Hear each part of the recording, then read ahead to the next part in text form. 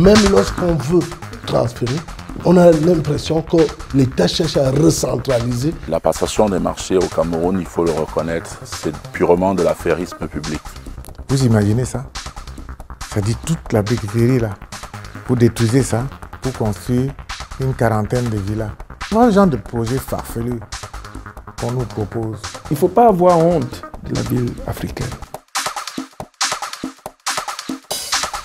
Madame, Monsieur, bienvenue dans ce deuxième numéro de l'émission Grand Format présentée par Kamdem Soup.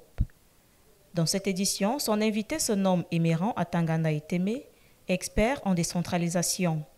C'est enseignant de droit public et droit constitutionnel à l'École nationale d'administration et de magistrature de Yaoundé et au Centre de formation pour l'administration municipale de Boya, est un haut fonctionnaire retraité.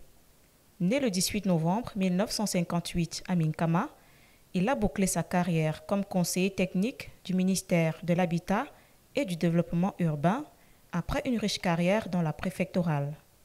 Il édite depuis quelques mois Camerlex, un journal spécialisé sur les questions juridiques en même temps qu'il anime un site web qui se positionne comme une bibliothèque des textes juridiques et administratifs au Cameroun. Merci de nous accueillir, Monsieur Atangana. Merci beaucoup. Pourquoi habituellement les gens ont-ils tendance à confondre la décentralisation et le transfert des compétences? Faut-il réduire la décentralisation au transfert des compétences? La décentralisation, c'est une notion assez globalisante. Et c'est à l'intérieur qu'on rencontre donc le transfert de compétences. Vous savez, la décentralisation se définit un peu comme une façon pour l'État d'abandonner ses propres compétences au profit des collectivités territoriales qui sont décentralisées. Et au profit aussi des collectivités qui sont des collectivités purement autonomes de services. Donc il y a deux formes de décentralisation. Une décentralisation qui est considérée comme territoriale, et c'est là qu'on voit les régions et les communes au Cameroun. Et il y a une autre décentralisation dite technique. L'université, c'est une forme de décentralisation. Un établissement public administratif comme l'ENAM où j'enseigne, c'est une forme de décentralisation. Alors, c'est quoi concrètement le transfert de compétences? Le transfert de compétences nous renvoie déjà à ce qu'on voit en première année, c'est ce que nous enseignons souvent en droit constitutionnel.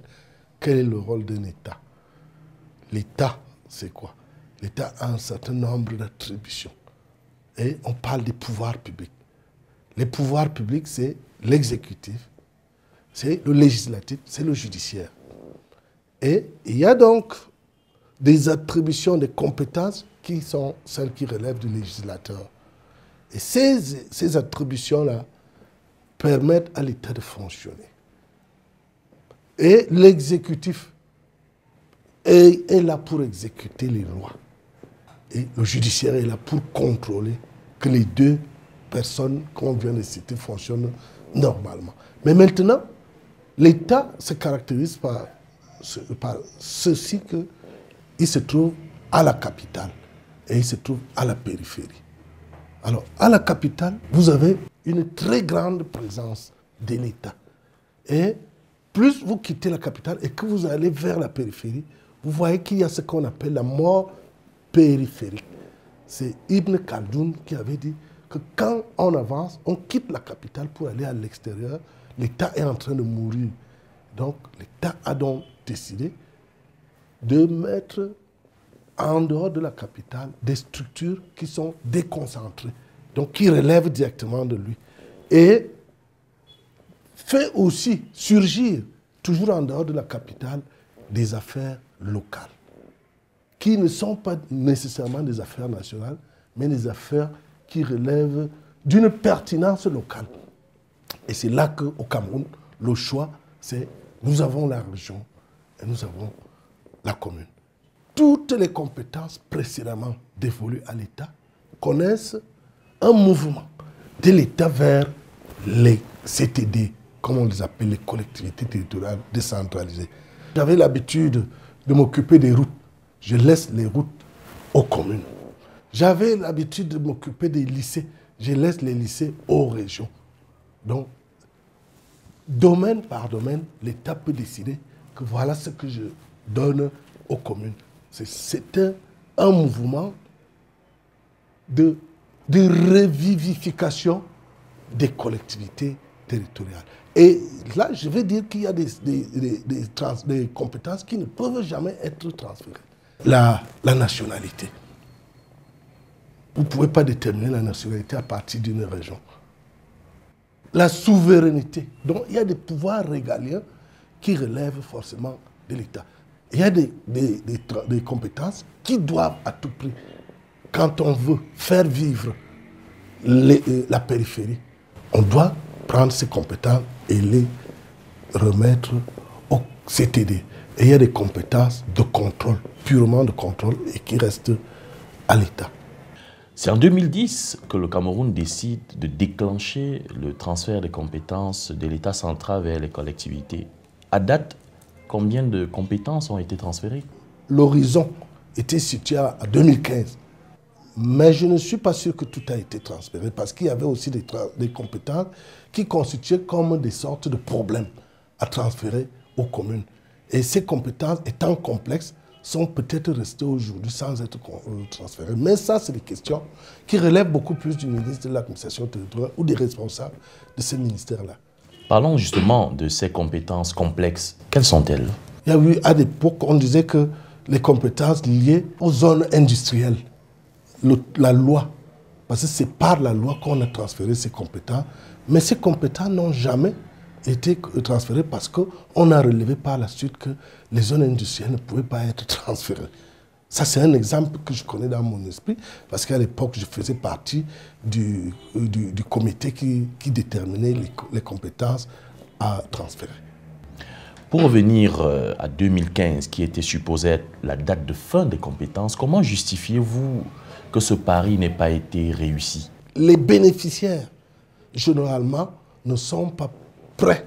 Je veux parler des maires. Parce que vous allez voir à un moment donné, les maires reviennent vers la capitale pour tendre la main. Nous voulons ceci, nous voulons cela. La décentralisation signifie que vous résolvez les problèmes là où vous êtes. Mais cet esprit des Jacobins existe même au niveau des bénéficiaires de la décentralisation qui ont toujours l'impression qu'il faut revenir à Yaoundé pour poser des problèmes qui relèvent pourtant d'eux. Peut-on résoudre des problèmes quand on n'a pas d'argent? La question du financement de la décentralisation se pose de manière très accrue sur le terrain avec les maires qui se plaignent. On est à moins de 5% du budget de l'État, certains chiffres évoquent même 3% du budget de l'État alloué aux collectivités. Comment impulser dans ces conditions-là le développement du territoire avec si peu de moyens mis à disposition? Bon, la loi prévoit un transfert concomitant des compétences et des ressources. Mais vous savez, je veux aussi vous dire que le transfert de compétences pose ce problème d'accès aux ressources. En réalité, quand un État décentralise, c'est pour éviter ce qui arrive souvent quand nous mangeons. Vous êtes à table avec un chien qui est juste devant vous, pendant que vous êtes à table. Quand vous mangez, vous voyez, le chien est toujours en train de vous observer. Le chien vous fixe. Alors, lorsque vous voulez que le chien ne vous fixe pas, vous prenez même un os, vous remettez cet os au chien, et le chien, pendant que lui, il s'active sur son os, vous pouvez continuer à manger paisiblement. Donc, vous voyez donc que la décentralisation pose aussi un sérieux problème d'accès aux ressources. Les revendications qui viennent du terrain sont des revendications d'accès aux ressources. Et il se trouve donc, et ça, c'est mon analyse personnelle, que ceux qui ont toujours l'impression que ce qu'ils ont comme ressources revient d'abord à leur gestion. Et ceux qui revendiquent cherchent aussi à avoir accès à ces ressources. Il se passe donc un jeu, comme je pourrais dire, d'instinct de conservation et un jeu aussi où vous avez chacun veut un peu mettre la couverture de son côté. comment comprendre le phénomène étant donné que la parole la plus autorisée qui vient du sommet de l'État, c'est d'aller vers plus de décentralisation et les acteurs qui sont censés mettre cela en œuvre semblent freiner. Est-ce que la parole du sommet de l'État est affaiblie ou alors c'est le pouvoir des acteurs chargés de la mise en œuvre de la décentralisation qui est un peu trop fort? Moi, je pense que ce qu'on a souvent remarqué, c'est que les gouvernants, ils sont un peu plus généreux dans leur façon de voir les choses. Ils sont un peu plus optimistes dans leur façon de voir les choses. Mais les fonctionnaires, ils sont un peu plus radins, un peu plus... C'est ladre. Donc vous allez voir, pour le chef de l'exécutif, tout doit marcher comme il faut. Mais maintenant, quand vous allez vers les fonctionnaires, ils vont vous opposer un certain nombre d'aspects techniques. Et ça fait donc un conflit entre le politique et le technique. C'est un éternel conflit et qui fait souvent dire qu'en réalité, ce n'est pas le gouvernement qui gouverne, mais c'est les fonctionnaires qui, gouvernement après gouvernement, imposent leurs lois. Peut-on dire que c'est parce qu'il n'y a pas une charte de la déconcentration au Cameroun que le transfert des compétences ne se fait pas de manière heureuse sur le terrain? Nous pouvons dire que à la décentralisation, il faudra ajouter cette charte.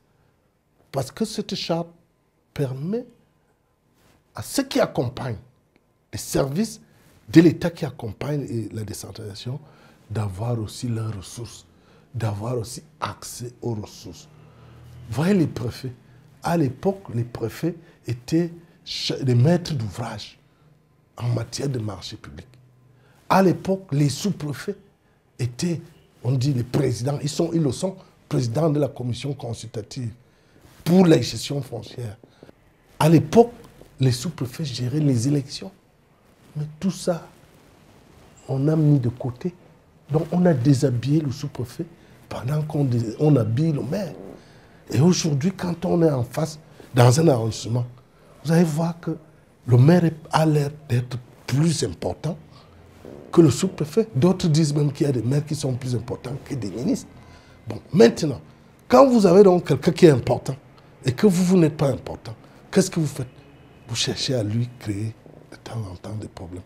Donc, il vaut mieux donner des moyens aux autorités qui accompagnent la décentralisation, comme les préfets et les sous-préfets, et même au niveau des services centraux. Alors, quand chacun a quelque chose à manger, il ne regarde pas ce que l'autre fait. Pour revenir à la charte de la déconcentration, elle n'existe pas. De même, la stratégie nationale de la décentralisation n'est pas encore finalisée au Cameroun.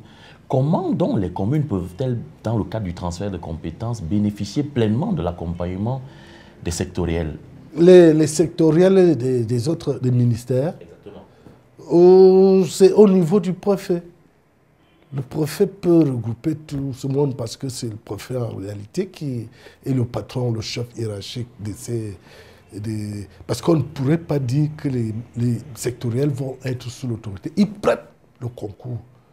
Ils prêtent le concours au maire, mais le préfet étant déjà le vrai patron des maires, peut donc impliquer les sectoriels de chaque ministère à la tâche. C'est ici que s'achève cette édition de grand format. À la semaine prochaine pour une nouvelle édition avec comme invité Friss Tonnet.